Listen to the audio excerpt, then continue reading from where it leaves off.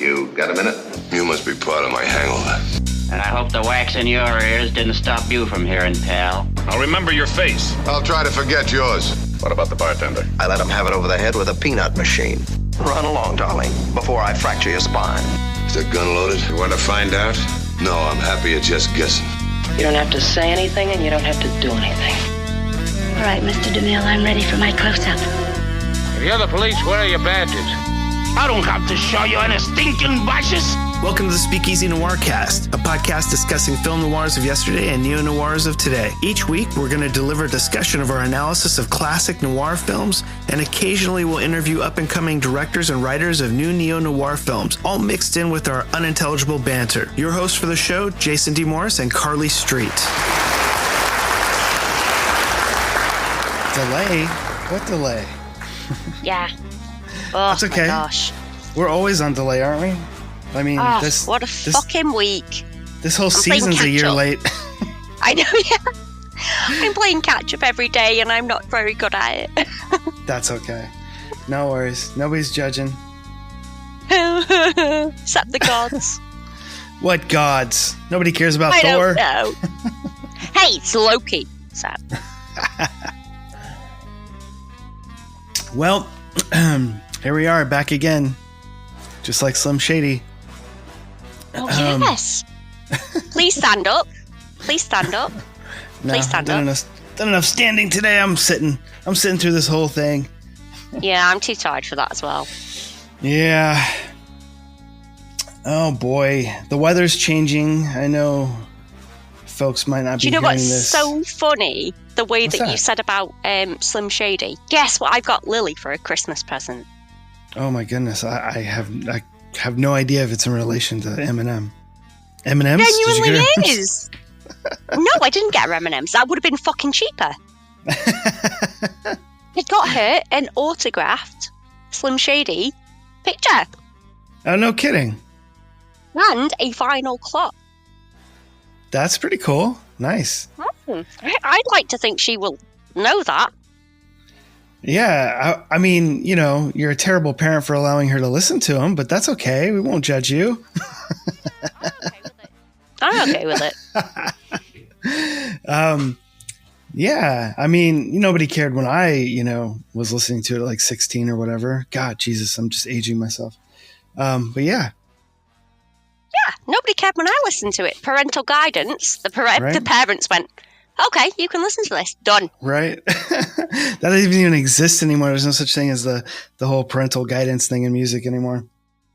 No, gosh, it was such a big deal back then. Oh, man, it was. It was. Still hanging on to it in movies, but I mean, theaters don't care, man. You get all kinds of people just going to whatever movie they want to, and so be it. You guys have a whole different movie rating system out there. I can't even follow it. It's a bit crazy. Yeah, I don't really even understand it. Like, what is your guys' rating? How does your rating go for films? So we have like U, which is universal, PG, which is parental guidance. Ironically, Eminem's album. We have 12, 12A, 15, 18. Done. What is 12, 12A, 15, 18? Is that like the ages? Yeah. So if it's 12, only 12-year-olds can see it. If it's 12A, 12-year-olds with an adult can see it. 15, you can just sneak in. 18, you may still be able to do the same thing. That's interesting. They have so many. It's quite a bit. What do we have? PG, PG-13, or G, PG, PG-13, and then R. We used to have PG-13, and I think it was just too unmanageable to try and sort it out. Yeah, right. Yeah. I mean, it's all unmanageable. Nobody can keep track of that. Theaters are going to kick out somebody paying. Like, how can you prove a 13-year-old's age with an adult? They don't have ID cards. If you say the right date of birth, if they're out here, they're supposed to be going to school, then they should have a school identification card. Really? So we have none of that. You get no ID until you're at least you can get a provisional at like 17. Oh, yeah. Yeah, That's for like a driver's license, right? Yeah. Yeah. So you can't prove beyond that. how old somebody is, really. Unless you get like a proper ID card, which nobody has and very few people accept because they never see it. But hey, if you can obtain a fake ID, you know what I mean? You're all good to go, right? I think Lily, it's time for Lily to have a fake ID. That's what I'm trying to say. The only time you have a fake ID is like over 18. And that's the only time you need it to get into a bar. That's it. You don't need it before then, really. Nobody under 18 goes and tries to get into a bar? Is that what you're telling me? Yeah, no, but they do. But the thing is, for other stuff, like when they go, oh, we need to see your ID, it's only to prove you're 18. That's it. Oh, wait. Anything Are you saying that? Yeah. So, like, bars out there, you only have to be 18? Is that what you're saying? Yeah. Oh. You have to be 18. Out here, you got to be 21. Yeah, no. 18 over here. So, when people need to see your ID at the cinema, it's pointless. Are you going to an 18? That's the only time you see ID because the rest of the time they can't prove how old you are. Interesting. You go, oh yeah, I was born in 19 whatever. Okay, no problem, go in. Well, I guess it's obvious if they're going to see like an 18 over movie or whatever it is, or 50, you know what I mean? Like if it's like a 10-year-old, it's obvious that they're not 18. So I guess they would kick them out anyway. I don't know. People wear a lot of fake eyelashes now, Jason. There's a lot of fake eyelashes going about. Right. Everybody looks 19. It's scary. It's true. Yeah, it is really strange and weird and unsettling. No, I didn't tell. Lily tried to put fake eyelashes on me for my birthday. It was horrible. Man. They put glue on your eyelashes. They put glue on your eyelids. She's like, yeah, it's fine. I blinked and all my eye was sticky. You're lucky you didn't like rip all your eyelashes off. That's what I said. I said, what do you do when you take them off? She went, oh, they just come off. What do you mean they just come off? She went, oh, well, don't grab any of your actual eyelashes. Well, that's pretty fucking hard when you put fakes on top. It's glued to it. Like it's glued to it. How am I not meant to pull my own eyelashes off? What the fuck? This is like sore. Why do I want to wear this? She went, it'll make your eyes pop, Mum. Do you know what? I'm okay. Pop out. I'm okay for that, love, to be honest with you. That's funny. And the glue out the stick that she put on my face was like Mod Podge. Ugh, I don't want that shit near my eyes. She went, don't blink. Well, obviously I'm going to blink. Now all my eyelids got glue on it. What the fuck? She went, oh my God, Mum, you're just being so silly. Stop blinking. Stop putting glue on my eye. By the end of this session, you're blind. Like, who puts super glue on their eye? It's not a thing you do. Oh, it's too funny. So, like, you must be real fun during Halloween putting makeup on and stuff. All you do is complain the whole time, right? No, I put all the makeup on, just not glue. Just not glue. Glue things to my face. So, funny story real quick since you're mentioning glue. And I mentioned Halloween. So, there was one year, my stepmom wanted to be Freddy Krueger for Halloween, right? And so I went and picked up like a Freddy Krueger like prosthetic mask, not like a mask you pull down over your head, but like one you stick to your face. One you glue on. Like spirit glue, right? So I painted it for her and I put it on her face using the spirit glue stuff, but it wasn't sticking for whatever reason. So my dad's like, hey, why don't you just use super glue? Kid you not. I don't know how three of us, 2 adults and one 16-year-old thought this was a good idea, but so forth we went. Oh, heck. You get sucked in. You think, yeah, be fine. Oh, yeah. So it stuck all through Halloween and did not come off the next day. And oh, gosh. Oh, my God. Did she have to come to work with it?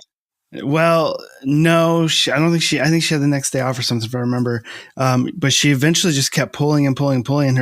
I think she pulled the first couple layers of skin off her face. Oh my gosh. It was just like so red and like she had it like scabbed up and stuff. It was so nasty. Oh my God, that's awful. It was, yeah. But hey. You guys are like Jigsaw. That's mean. She was okay with it. That's her problem. You didn't know what she was letting herself in for. Right? Super glue and skin doesn't work together. No. Or it works a little too well. my gosh, no. Mm-hmm.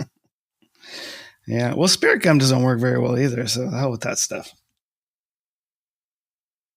So, yeah, you've been out and doing errands and stuff. And how's the weather out there?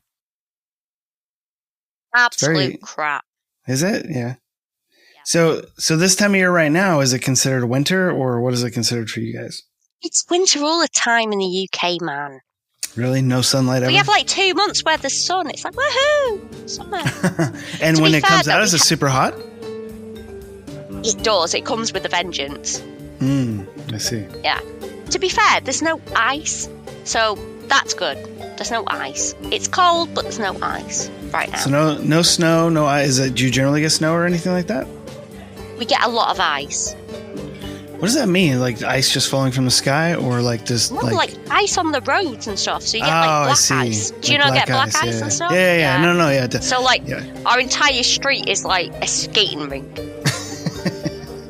I guess there must be a lot of like water in the air, fun. Right? It's very humid. Just so everybody's aware, it's so not fun to get from your house to your car when you have a skating rink in between. Oh no, hell no! Can I just say no? Do you know of Lake Tahoe up here in California? Have you heard of that? Okay, so Lake Tahoe is sort of like a little resort town up in the mountains in California. A lot of people go up there for skiing and stuff like that. I used to live up there for a couple years, and my first day to go to school, I think it was like elementary school, like maybe like 6, 7, something like that, middle school, wherever it was. So walking from where I lived to the bus stop, right? Like it was just ice the whole way, and I didn't know it because I've never lived up there before or anything like that, and had no experience with it.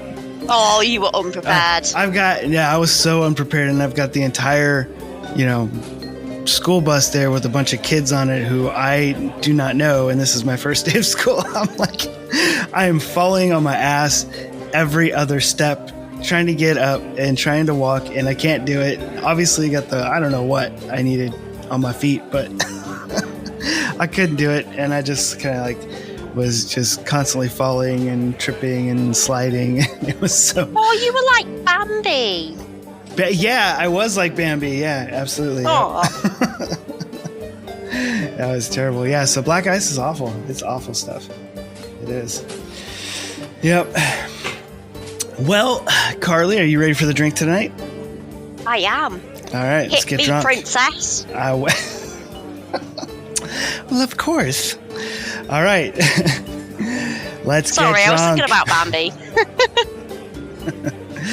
Tonight's drink is called the Scarlet Deception, and it's for tonight's film, which is well known for its dark themes. It's obsession, deception, and its descent into madness. This drink consists of 2 ounces of dark rum, 0.5 ounces of sweet vermouth, 0.5 ounces of cherry liqueur, a dash of Agnostic's bitter, Agnostura bitter, a small amount. I was going to say agnostic bitter. What the friggin' hell's that? Is that like bitter with like a complex? Like fuck up. It's anti-religious bitters.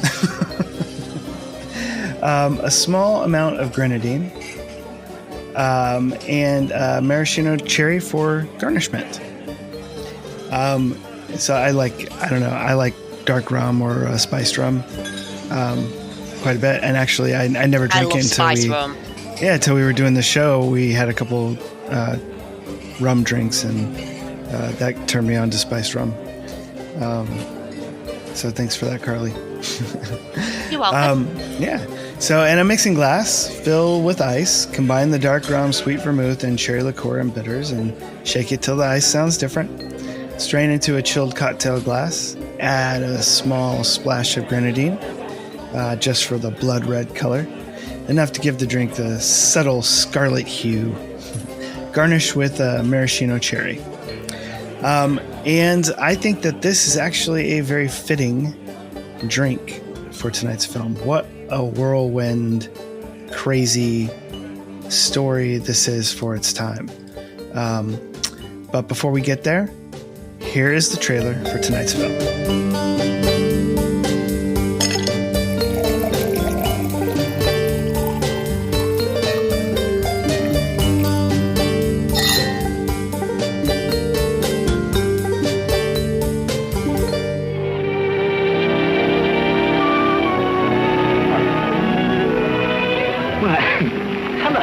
Hello there. Hello.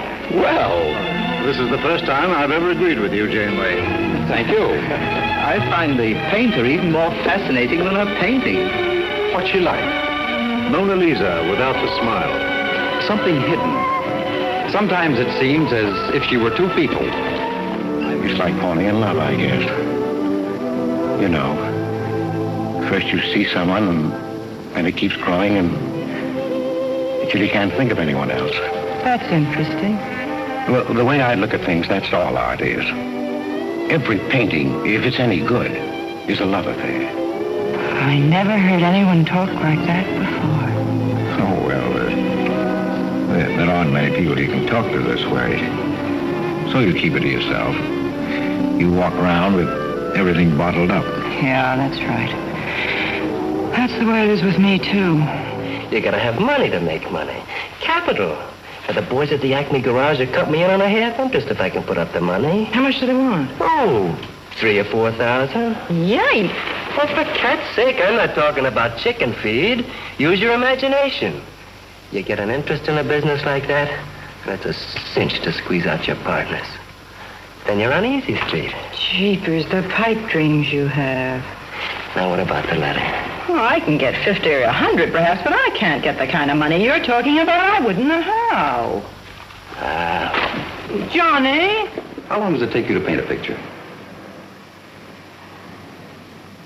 Sometimes a day, sometimes a year. You can't tell. It has to grow. Of course. It's a matter of feeling. You know how feeling grows? It's like falling in love, I guess. That's a very good description. The way I look at it, every painting, if it's any good, is a love affair. Oh, you idiot! How can a man be so dumb? Kitty.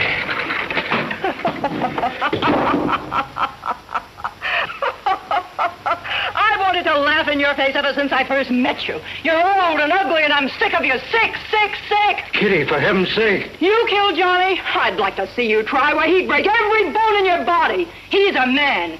You want to marry me? You? Get out of here! Get out!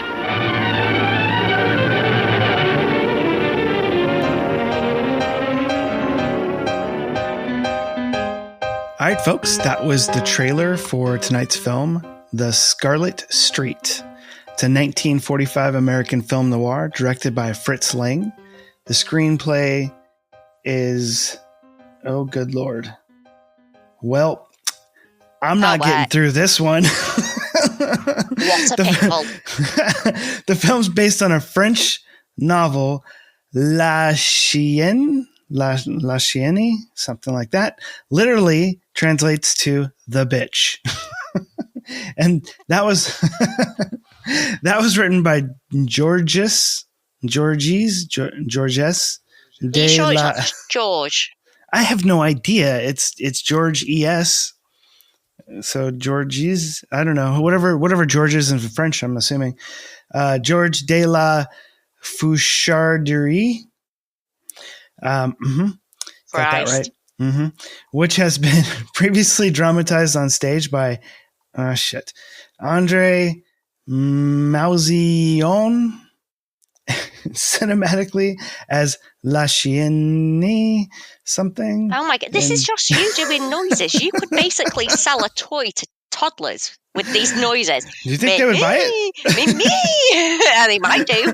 But I don't even have the accent, so there's no wee. La Chienne. 1931 by director Jean Renoir. Noir, his last name ends in Noir. Haha. That's cool. All right. The principal actors in this film are Edward G. Robinson, a very much favorite of mine. I think yours as well. Yeah. Joan Bennett and Dan Duray, which I feel like we did a movie recently with him in it, and I can't place what it is. But I remember, not really knowing how to pronounce his name. That's how I recall this. But Dan DeRay, I can't think what it was called. Anyway,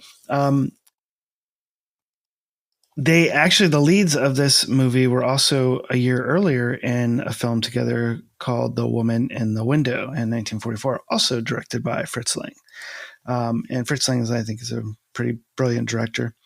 And so what a great team up. Joan Bennett, Edward Gene Robinson, and Fritz Lang. So I wasn't expecting this movie at all.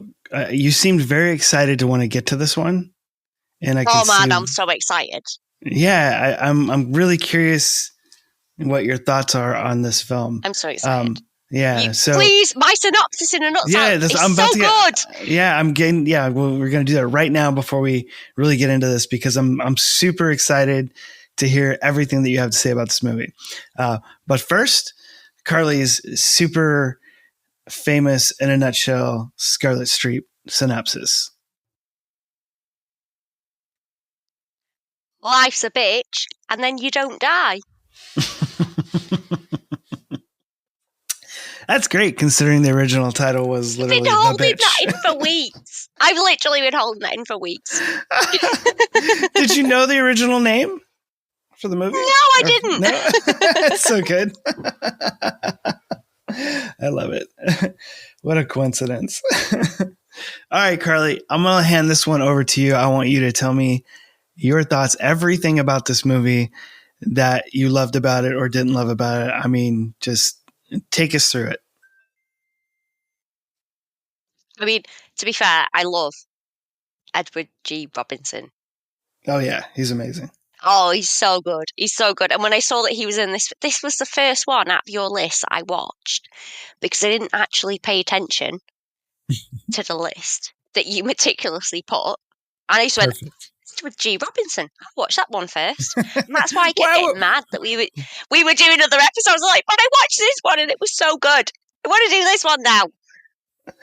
Why bother putting a list together she's not going to pay attention to? Let's just put a filmography of Robinson together and we're good to go. I watched the film, it's just not in the right order. No problem. Oh, yeah. And does she tear him up in this movie? Oh, my goodness. Oh, my God. She's horrendous. Yeah. Oh, do you know what I thought as well? When I started watching it, I thought this is going to be so slow and crap. And it was so captivating. Yeah. I literally loved every second of it.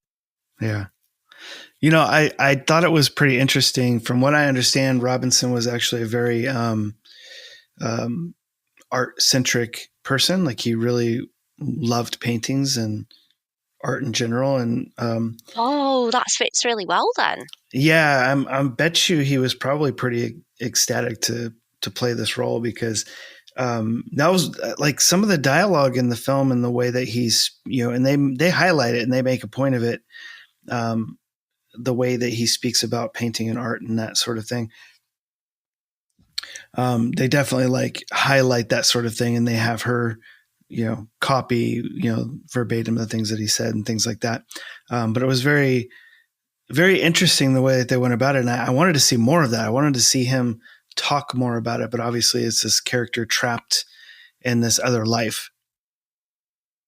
Yeah, but I love so much his dialogue. Like, he gave everybody nicknames. When he's like, lazy legs, funny face. He was just like roasting everybody left, right, and center without even trying. Oh, that's Dan. Yeah. The shit. What's his name? The boyfriend? Dan. Yeah. Yeah. He was just he was doing his own little roast for the entire film. Oh, yeah, yeah. He was doing nothing else but that. He had no respect for anybody. No, he didn't. He was so awful. But the thing was, his dialogue was so good that you were like, he's quite funny. I quite like him. Even though I really didn't like him. I kind of did. Yeah, well, that's what I don't understand about women at all, man. And they make a point of showing that in this film too. It's like, if I was, basically says something along the lines like, you wouldn't like me if I was different, You like being treated bad. You like the way that I am. And she says it too, and it's like, it's really like, it's off-putting, to me anyways. But, and then she's like, doesn't like, the Robinson character because obviously he's a good guy, and then later on she like calls him things like ugly and boring and things like that. And it's just like, it's horrible. Like they destroy him in this movie and it's so terrible. I know, but the thing that I kind of liked about it so much, which sounds awful, is that it was so true to life. It's one of the actual films that I've gone, yep, seen people do that. Yep, seen that. Oh, yeah. It was ridiculous. It really was. And that's part of what captivated me. It was like, it's like a snapshot. Absolutely. And, this is... Because that is how women think. Yeah. I mean, this is like 75 years ago, and I guess you ladies haven't evolved yet. No. And us men probably haven't either. No, certainly not. Neither of us have. Right. No, it is like terrible. It's that age-old kind of like the good guy or the bad guy. Go with the good guy. I don't understand it myself. You're going to go with the bad guy. Yeah, I don't. If there is an inkling of information, like reasoning that you can come up with to explain that to me, please do, because I don't understand it. I don't think men would ever pick a girl who's bad. That doesn't it doesn't make any sense. Well, my husband did, so I can't really speak to that because I went with the good guy. You're not bad. And what are you talking about? The asshole. No, my God, it was. There's a difference between feeling like you're a bad person and then like actually being a bad person. I don't think that I've ever seen you or heard of you being a bad person. You might have dark thoughts and talk shit, but hey, when I was younger, I was not very pleasant. When I was younger, when I met my husband, I was not a pleasant person. At all. The reason why I'm gotta give me some examples of this because I don't believe you. Genuinely, the reason why did you like go around town like killing puppies or something? Okay, all right, I get that. So it made you a better person. So what did you do that was so bad? Tell us. We got to know this. Oh, I used to like just get into fights over stupid, just stupid stuff. And like, I mean, I started a fight with a lesbian on Nantwich Road, which is a really long street, kind of like the Las Vegas Strip, except everything's shut down and it's full of druggies. And I used to just pick fights, and I was just a nightmare. Honestly, absolute nightmare. I would just drink and drink and drink and get myself in a world of fucking nonsense. And God bless Street, he was there going, Carly, I don't think you should do that. What do you mean? Because I'm in it. All right, well. I wasn't a bad person, but I wasn't a nice person. Okay, well, I mean, that's different. Like, that makes sense. Yeah. I totally get that. Yeah. This guy was an arsehole. This guy was not. I was an arsehole. Yeah, this guy was an asshole, and he was a bad person. Like, you know what I mean? Like, he's slapping her around and like just doing everything wrong in the book. Like, everything stealing. He's a bad guy. Doesn't care about anything around him. Totally understand that he's. I don't understand why a woman or anybody would like him, but hey, although like I think they do quite well of portraying the kind of hold that he has over somebody though, so not at all justifying that anything like that's okay, but I think they did a very good job of justifying the hold that he had. Well, I can say I can do that, like I'm a sweet talker, you like being like it's almost like intoxicating being around him. Yeah, I don't know. So I don't see when a that. nice guy comes around, you think that is boring. That isn't what I'm used to, and it's a hard change. Yeah, I don't know. I don't understand the whole thing. Like he had nothing. She was giving him everything. Like that. That's what I didn't. You always find that though with people like that. They have nothing, but they're very good at pretending that they made you. They made you, if that makes sense. So anything you're giving to them, they earn in the first place. It's a very good look at sort of like mental manipulation of yourself, like you're manipulating yourself. It seems like. I think it's a really interesting sort of psychological kind of exploration in this film, without possibly realizing. Yeah, I don't know. I'm not sure I will ever understand that aspect. You know, I understand it happens. I just can't comprehend the why. It doesn't make any sense to me. And I'm not assuming it's going to anytime soon, but yeah, it definitely is this film is a depiction of something that does happen on the regular, which is sad to me. But you know, I don't know. I guess people want a terrible life. I don't really know. I don't understand. But yeah, he was so slimy. It was ridiculous as well. Yeah. I don't think there's any redeeming qualities of the guy. He had none. He had none. And that's where I just don't like it. The whole concept just sort of like doesn't make sense to me. Like, you know, there's got to be something, and I'm just not seeing it, you know, with this guy. But hey, whatever. Who am I to judge? But yeah, so I mean, it was definitely a great contrast between characters, you know. 100%. It's like night and day, wasn't it? Oh yeah. And what did you think about his art in this movie? Like the actual art that they showed? I wouldn't necessarily bought it, but I like doing art myself. So sometimes I've done something and thought, I really like that, and someone else has gone, that's a bag of shite. What a waste of time. Yeah. But then somebody else has gone, oh my God, I love that. That was so dramatic. And I've just gone, yeah, obviously. Yeah. Yeah. I was in the throes of this, that, and the other. That's why I tipped that on there the way I did. I thought it was pretty interesting. I don't generally like they bring it up in the movie too, the whole lack of perspective thing.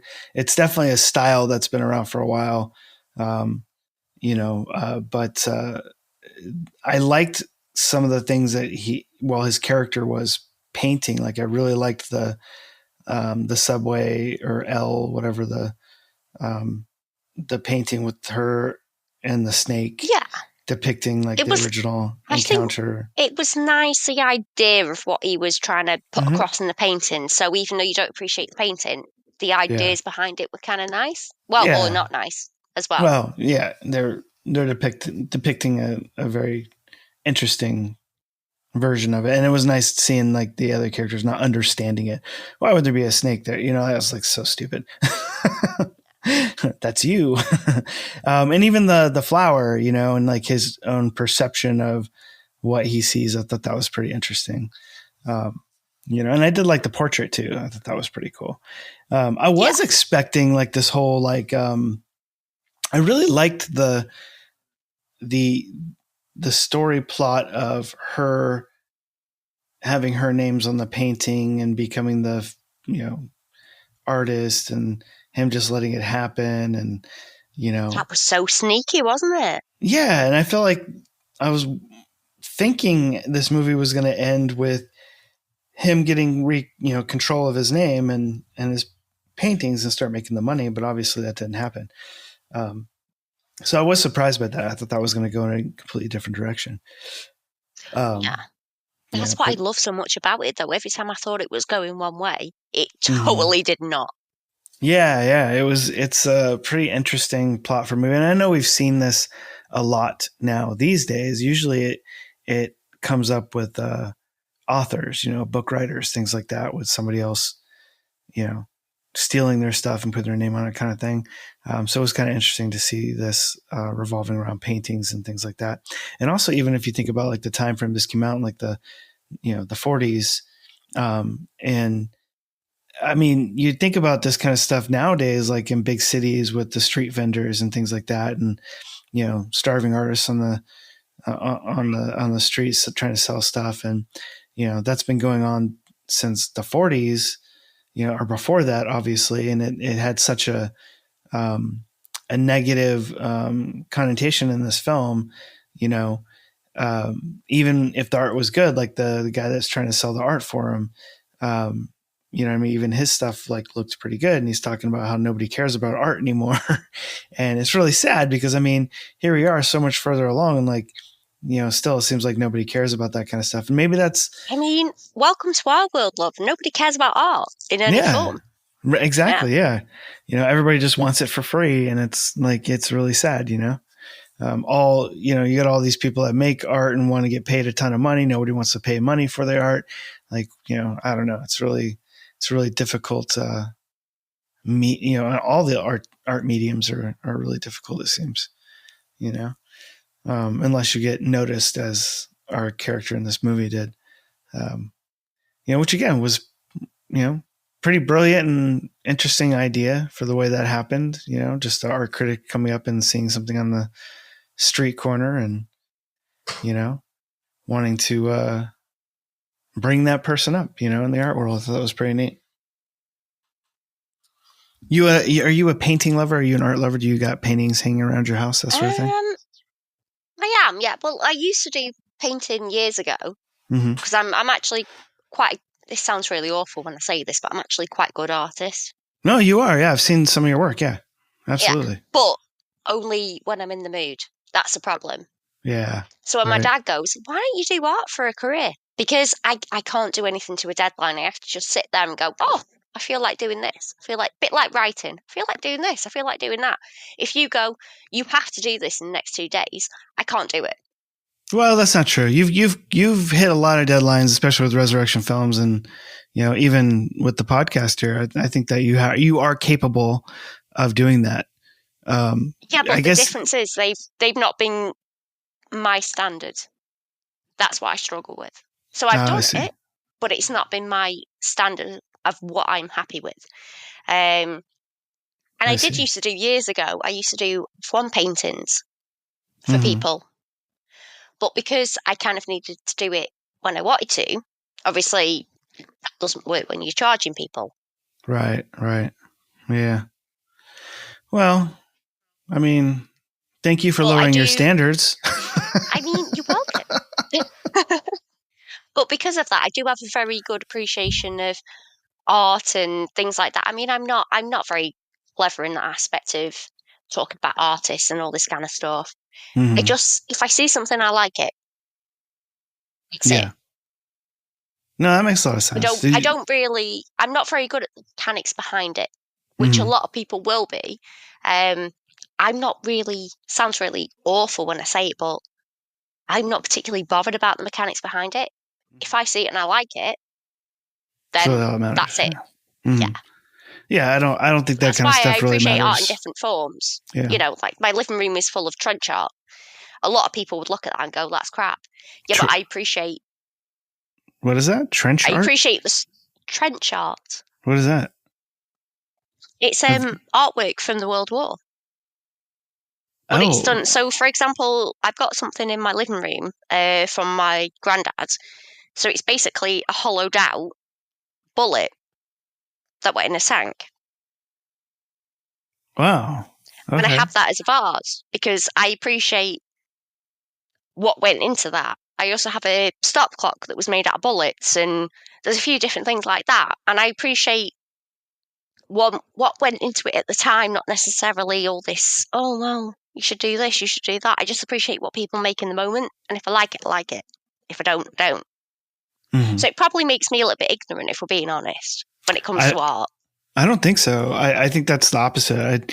I first off, I've never heard of trench art. I think that's pretty awesome, by the way. Oh, so they do some, honestly, there's some amazing things that you can get hold of that basically the soldiers made like in the trenches and took home. Like actually while they were there fighting. Wow. Yeah. So they made things basically out of what they had available. So whether it was leftover bullets, whether it was hollowed out bullets, whether it was this and the other, there's so many things. Okay. Wow. That's pretty crazy. But then there's also there's a pretentious side of the art world, even like what we're doing with reviewing film noirs and stuff like that. Of course, there's the people out there who are know-it-alls and know every writer and every director and every movie and every what makes noir, that kind of stuff.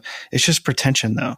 Like you don't have to know that stuff in order to enjoy the art or the films or the paintings or whatever it is. None of that stuff matters.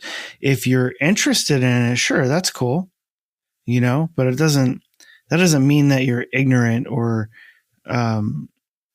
incapable of enjoying art, which is what it's meant for, So I think that that's something that, people shouldn't have to worry about. Like I do enjoy learning about time periods of art because it's interesting, certain generations of art, how much it changes, from whether it's like Baroque or, whatever it might be, frescoes or whatever, like just the style, how different they look, I think is pretty impressive and interesting.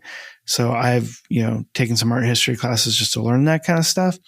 And it also helped me kind of figure out the type of, I'd say classical type of art that I enjoy or like most. And so that's kind of interesting, but I don't think that by any means anybody has to learn any of that stuff for it to matter at all.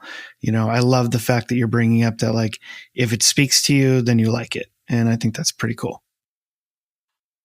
Yeah. Yeah. It's like if I was a millionaire and I could just go and pick anything, I would not pick like, oh, I'll have this from this artist just because. Mm-hmm. Probably go around the seaside towns and see the artists that done pictures of the seaside. Well, I quite like that. It's got a boat on it. I like that. Mm-hmm. Yeah. Yeah. I'm not big, like I don't like Dali. I don't like Monet. I don't know. There's just like a lot of these, I'm into just different kind of stuff, but a lot of people are like, oh, this is a super famous piece of art. I'm like, oh, that's nice. It's like one of my favorite artists is Geiger, and everybody, like, there's a lot of people that do not like that.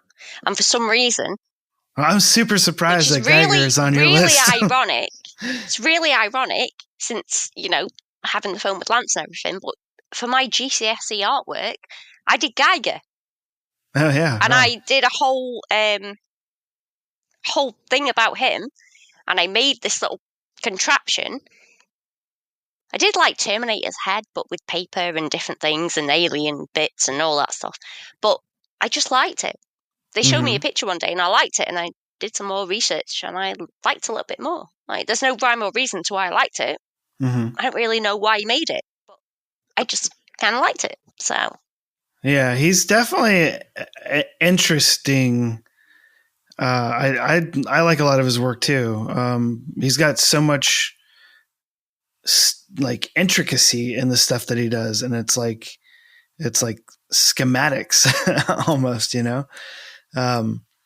But I'm surprised that you're that into him, especially because he does a lot of like the erotic, like alien, like whatever strangeness that he's got in there. It's a very, I don't know, acquired taste, I guess. I did not do that for my artwork. GCSE, just so that everybody's clear. There was no erotica. I made a Terminator head with little bits of his artwork. So there we go. Now you've disappointed everybody at home. Sorry, guys. Yeah, but he's definitely an interesting artist. The stuff that he's done, it's very, I don't know. I don't even know how to describe it. There's certain artists that there's so much intricacy in their work, and then other ones that are good for completely other reasons, and they're so much more simple. It's such a drastic difference between styles and changes, and that's the kind of thing I'm pretty interested in. But yeah, I don't know. I guess from enjoying paintings and things like that, this movie really got a hold of me in that respect, because you don't see that sort of thing a lot unless they're like stupid heist movies or things like that. We're going to steal art. We don't really care about it, but we're going to go sell it for money. Exactly. Yeah. So it's a little bit different watching this film in that way, because there's, Robinson's character is so passionate, and he bleeds that passion over to his love life. It's like the only thing he has in his life, isn't it? That brings him joy. Yeah. Which is interesting, because they started out, and I was like, with him working for this company for, 25 years or something, getting his gold watch, and all that kind of stuff. And I'm like, oh, Carly likes this because somebody's in a dead end job or something, and something bad must happen. Can't wait. But, and then it's like, cause you're always talking about like, anyway, it doesn't matter. Just stuff like that, But my dead end job. No, not you in general, but just like the sort of like anti-workforce kind of like the underdog. Yeah, sort of thing, And I could tell that there's something going to happen here, like this guy, because he didn't particularly seem ecstatic about it. Like he was very appreciative of his boss for the watch kind of thing. Yeah, he was so sweet. Yeah, but only because he's like, I could have never afforded this, kind of thing. But it was just a very interesting character and storyline. And then, they have those little foreshadowings, like this guy's never going to do anything wrong or do anything wrong in his workplace. And here he is stealing money, Oh, it's like when he was so sweet when he shared the umbrella. Oh, yeah. Nobody and it was brilliant too. Shares an umbrella. Genuinely. No. I got soaked the other day because nobody shared an umbrella. So yeah. I mean, and that was like part of the brilliance of like sort of like his character, because they didn't just have him share the umbrella. They show the audience how kind he is, but then also how, poor he is by having an umbrella that's torn and ripped and, that kind of thing. So there's a lot of like character building and things related to his character in this film. And that's one of my favorite things. Yeah. So I do have to say one of the bad points I didn't like is that there wasn't. There was no bad points. I don't really like how it normalizes domestic violence, because I do think it does had. Mm-hmm. And I have quite a high threshold for different things, but I do think it kind of... No, obviously it's from the time period, so things were different, but watching it now, it does kind of... It may not intentionally do so, but it just kind of like normalize domestic violence. Like, I just slap you on the face. That's fine. Yeah, I'm not sure I look at it the same way as you, because I feel like those scenes were less about normalizing domestic violence and more about there's something wrong with this woman. She likes the fact that he does this. Even though she doesn't like being hit, maybe, but she's actively she does enjoy that aspect. Yeah, like for whatever reason, like she says it multiple times, like this is exciting to me. Hit me again. That's kind of what I get from her specifically. And so I definitely don't like seeing those kinds of things on the screen, and they definitely have him hit her way too many times. Like we get the point. Yeah. Yeah, maybe that's the thing. Maybe it's the amount of times that it's excessive. Yeah. Yeah. For the time as well. Yeah, I mean it is surprising. Like, and which brings me to a fair point with that is that this movie was banned in several states here in the U.S. I don't know about anywhere else in the world, but was it? Yeah. So when it came out, New York started it. And then Milwaukee and Georgia, Atlanta, they all jumped on and banned the movie for basically just being a terrible addition to society. Like basically their argument was the world does not need this movie. Okay, well, it's very broad. That's a very broad banning, really. Well, they cited, I'd have to like find it, but they basically cited... So there were statutes in place at the time where film or anything, I guess in particular, couldn't be a certain thing like obscene or indecent or things like that. So they cited this film as being obscene, indecent, immoral, inhuman, sacrilegious, which is kind of surprised me, and would tend to corrupt morals or incite to crime. Do you think that's because of that, or do you think that's because technically he got away with it? I think it's a combination. His own hell. Yeah, I definitely think it's a combination. I think part of it is because I don't think the ratings boards and people in society wanted to view women in a certain way because they wanted their women to be a certain thing, right? So I think that was part of it. They don't want to view them as being actual humans and like having, good things and bad things about them. They want them to be, you know, Stepford Making wives decisions, kind of thing. basically. Yeah. Yeah. I just think that they, in general, just didn't want to see them as normal people that could possibly be good or bad or indifferent or whatever. And then I think that there was the violence towards women in it as well. And then just the sort of, I hesitate to call it immoral because everybody has their own sort of moral compass as to what they deem being moral or not. But like the infidelity, you know, all that kind of stuff in there as well, I think was probably a big factor. You know, him being married still, her, you know, using him and also seeing someone else, all that kind of complicated, like love triangle kind of stuff. I think was probably a big factor as well. And then we know from previous movies, there was the whole length of time that you could kiss on screen, and they definitely exceeded that, like in a few places in the movie. So I think that there's probably a lot of reasons why that was happening. But still, I mean, the movie went on to make $2.5 million at the box office. It was hit by critics. Which is impressive considering the hindrance. Sure. Absolutely, yeah. Because, I mean, critics did sort of slam it for its moral ambiguity and, you know, other things in the film. So I can totally understand that. Like, I get it because it is a dark movie. It's dark in a different sort of sense of like the Red House, you know, it's very so dark.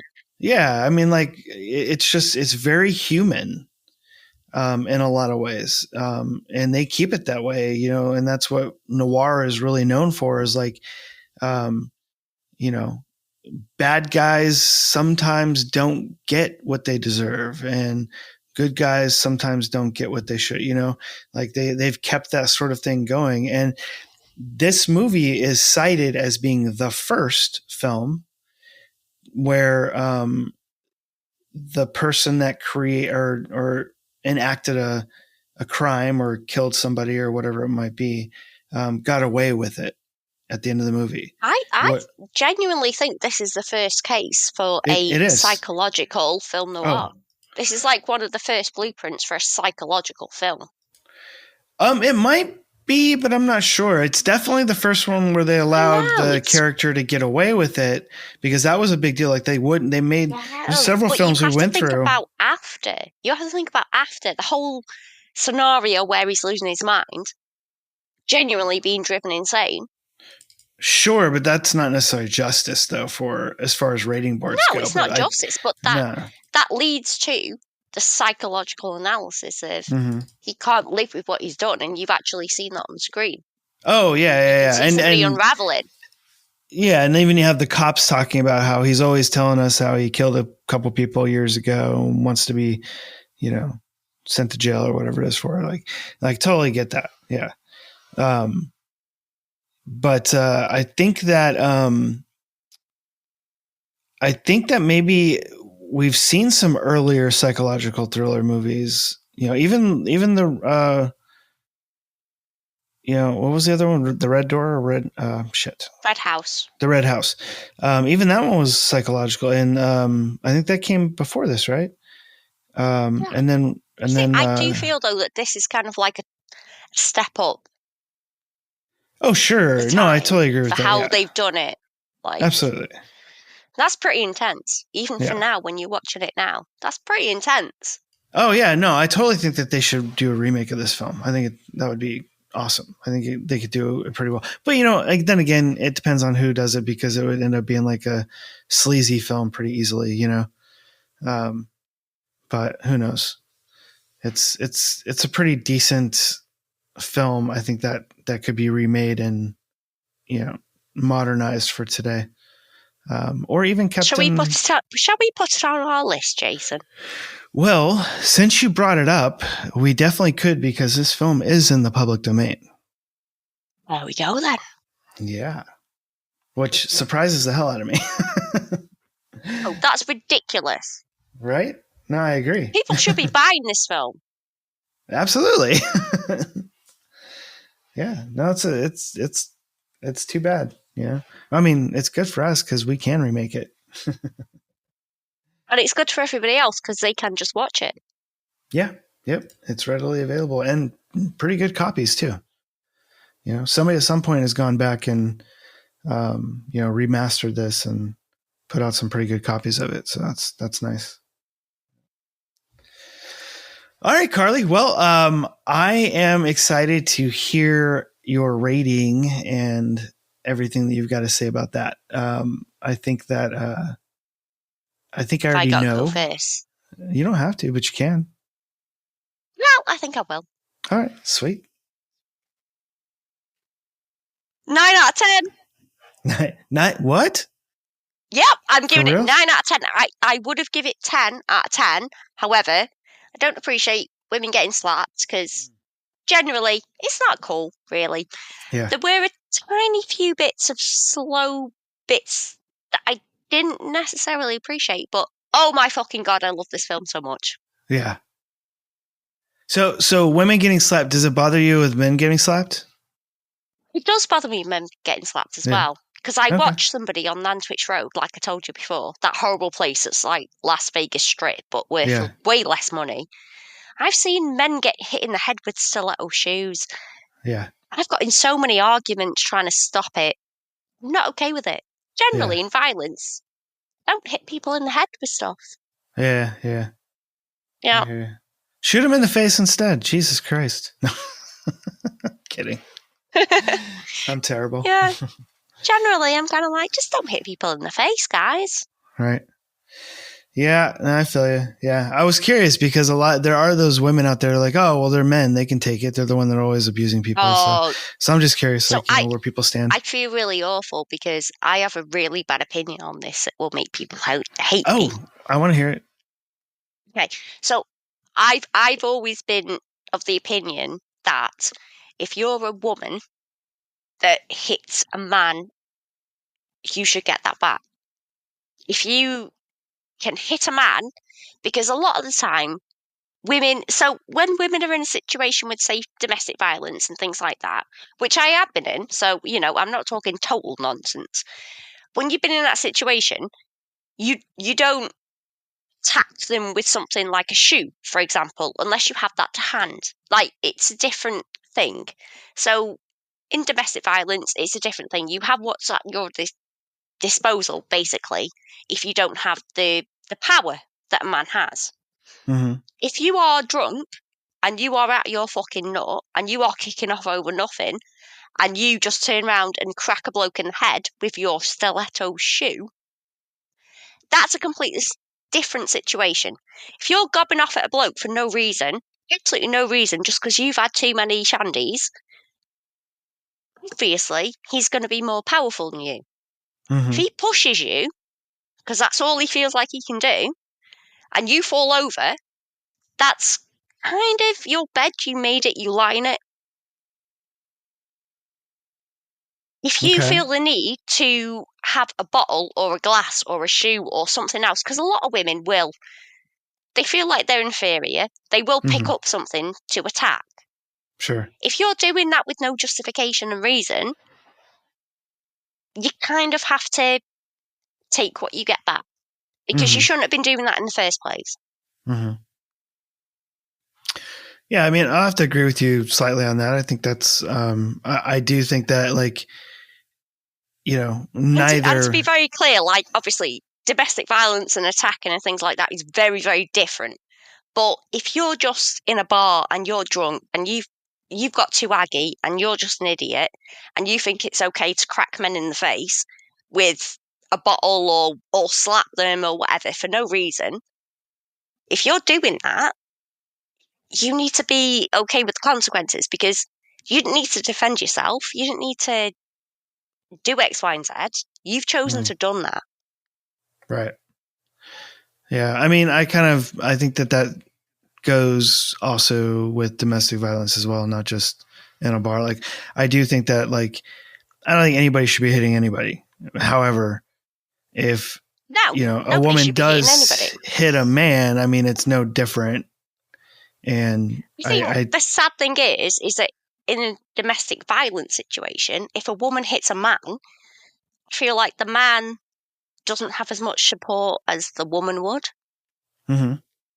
And I've known a lot of men that have gone, she did this to me, and I just put my hands up because I'm afraid that I can't do anything back because I'm more powerful. Oh, no, which is right. That's like good on you for not doing that. Yeah. At the same time, you shouldn't really take a battering just because of that. Yeah, no, I got almost arrested once because a ex-girlfriend like hit me over the head as I was walking, and this was in high school, and I like didn't know what the hell happened, and I turned around and like without even knowing who it was, grabbed the person and slammed them up against the wall, and a teacher had saw me and thought that I was the aggressor in it. So then I had the cops called, and like there was this whole fucking thing, you know, but other people had already known that she had been doing that kind of stuff. So like I had some people that spoke up to me, a couple teachers and other things like that. But it could very easily, you know, I think a man can very easily get in trouble, you know, without being the one that instigates that kind of thing. It's a very difficult situation. And that's the reason I'm just like, nobody should be hitting anybody, but you know, it happens. You know, whether it's alcohol or whether it's... And it's a very incredible, hard situation because obviously it's not reaction. You just do your instinct. Yeah. And sometimes... You do your instinct, whether it's right or wrong. That's right, just what you do. And sometimes that that is terrible because it's like once you step back and you're like, oh, damn. You know what I mean? Like if sometimes it is very... instinctual, and it's a gut reaction without even knowing who or what is happening. It's you know, protecting yourself or, you know, whatever it might be. But even still, then we kind of look at that as like, well, that's still not okay. But it's not as bad as necessarily looking for a fight and trying to hurt somebody on purpose or whatever it is, you know, I don't know. It's a very complicated subject, I guess. Back to the movie. PSA is over. Oh yeah, get back to that. So Carly's a 9 out of 10. One bottle of gin missing for the domestic violence aspect. So I'm gonna I give this movie 10 out of 10 because I enjoyed it so much, and I didn't expect to. Yeah, I didn't expect to like it or love it as much as I do. Like this is the movie that I want that has a bunch of, you know, bonus features and stuff on the DVD. Like I wish that was a thing and like we could find that, but obviously we're not going to be able to. I want to know more about this, and I thought it was a really fascinating movie. Robinson really did a fantastic job in it. He was so good, but Kitty was awesome as well. Can we just say? Oh, yeah. Absolutely. She was amazing. Yeah, she really was. It's like, I mean, and that was because she had to play multiple characters in this, really. You know, really 3 characters or so, like herself, you know, her relationship with, Jesus, whatever the hell his name is, and her relationship with Robinson, which incidentally, I didn't bring this up, but his name is Chris Cross. And so I was like, oh, is this... I know, that's so cool. I was like, is this movie the Noir Chris Cross? Maybe retitled or something like that? And I had to look it up, and no. However, either... I can't remember who it is. Either Chris Cross is directed by Fritz Lang or has Robinson in it as well, or has Dan DeRay in it as well. I can't remember, but somebody from this movie is also in Chris Cross. Yeah. I feel like it's Dan. I'm going to have a look while you talk. That was pretty funny and interesting. So anyway, I loved the art aspect. I loved like how they set this character up. I love that they tackled ageism. I love that they tackled loneliness. I love that they tackled, you know, a sort of, I'm hesitant to kind of, my personal perspective is like a warped sense of what it is to be loved for like the femme fatale in this movie, or you know, just those complicated relationship sort of dynamics that they really tackled in this movie that you don't see necessarily in this realistic kind of form in a lot of films. So I love that, and just the art painting aspect of the film, and how they ended it. It's such a great ending. My God, it's so good. Yeah, it's so good. Yeah, it's really. Yeah, I thought it was going to go somewhere else, and yeah, it was just a really great ending. It was actually hard for me to watch him murder her. Like, I really was just like, no, don't do it. Yeah, it was. It really was. Yeah, and then I'm like, yeah, that bed sheet's not going to protect you, woman. But it was great because obviously they can't show that kind of stuff, Yeah, man, it really was. Mm-hmm. That was incredible. I think that final act. Yeah, and then like the ice pick, all that. It was just well thought out and well done. I really liked it. So yeah, for me, 10 gens out of 10, 9 for Carly. Looks like we're getting drunk tonight. All right. Oh yeah. Also, all he right. was in Crisscross. Who? What? Which one? The actor. Dan. Dan. Okay. Yeah, I knew one of them was Dan, in it. I can't say his surname. Dan. DeRay. I looked it up. I clicked on his name on Wikipedia, and it says DeRay. DUREAY. DeRay. Could be DeRay. DeRay? Probably not. I don't know. I really don't. Ooh, so which came first, this or Crisscross? This came first. Crisscross. I think Wow, was, so maybe they did Crisscross as a homage to that character. Because that's the kind of thing I do. Well, I was thinking like maybe it was a sequel or something like that, but I don't know. No, I mean, it's probably just a homage, isn't it? To appreciate the film, maybe. Yeah, it's got Burt Lancaster in it. But I don't know. I'm not sure if it has anything to do with it, but it's I thought that was a pretty interesting connection. He plays Slim Dundee in the movie in Crisscross. What a name. Yeah. But and Tony Curtis is in it. Do you not like him? He's okay. I don't know. I do. Do you? Yeah. Yeah. All right. That's all right. You can like him.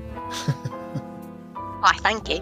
I have no say on Women's that. rights are allowed and kicking. I'm allowed to like Tony Curtis, guys. But you got to run everybody else past me. Okay. All right. I'll get my list together. God, he's been married a lot. Oh, wow. He was married to Janet Leigh. Jamie Lee Curtis is their daughter. Is that her? I didn't realize that was her dad. Okay. Mm-hmm. Oh, Jamie Lee. Okay, yeah. Wow, Jesus. Yeah, I didn't realize that. Jesus, he's been married a lot. What the hell? 1, 2, 3, 4, 5, 6 times? Man, that's nuts. Like Henry VIII, love. It's fine. Yeah, right? Yeah. Oh, he's in World War II. Yeah, interesting. Yeah, I don't know.